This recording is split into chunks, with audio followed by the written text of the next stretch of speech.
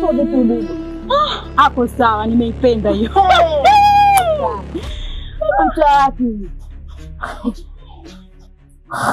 Unajua mapenzi tena ushukuru Mungu, huyu ni Yesu. Ningekuwa nimeshampasua kitambo, damu za mchuzika wa juzi kabisa. Unalegea nini? Kaza udugu, kaza cha kulegea. Unamtokea nini? Ndio unanipiga mpaka bega lote linaniuma. Unaweza kulegea wewe? Hebu kaza babu. Sasa shoga yangu umerudi lini? Nimerudi jana usiku, nimetimba ndio maana naona anafanya usafi hapa, nimekuja na nguo hizi kibao zinazo ndani. Yaani bora shoga yangu umerudi. Yaani bora umerudi tukiamshe na kuambia timu mapilani huko kuna majanga. Wewe hebu tuliza boli mcheza mpira, nimerudi. Huyu dawa ataiona. Twende mchana. Sasa hivi autobishi. Sibishi mtu. Shoga nimeipenda.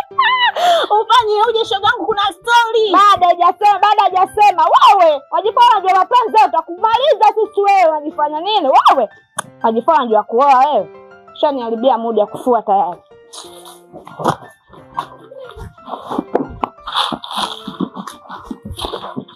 Wajifanya ndio mapenzi wewe. Mtu mwenyewe anduje.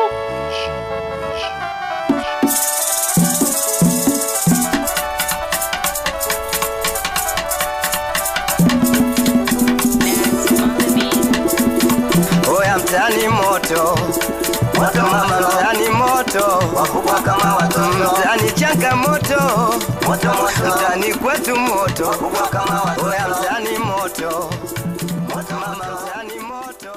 Lakini mimi naogopa. Nitakuwa mbonge kashawapeleka hadi kule nyumbani kwetu. Maana haiwezekani hadi mtaani kwetu sasa hivi wanafadhiliwa.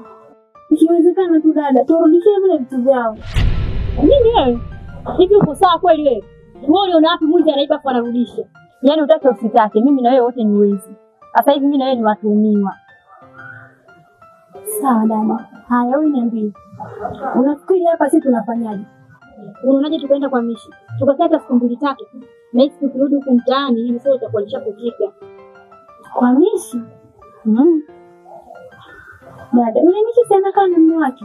Ni kweli ana bwana wake, lakini sasa hivi bwana wake amesafiri. Na mimi naweza kukataa, sisi ni ndugu wake.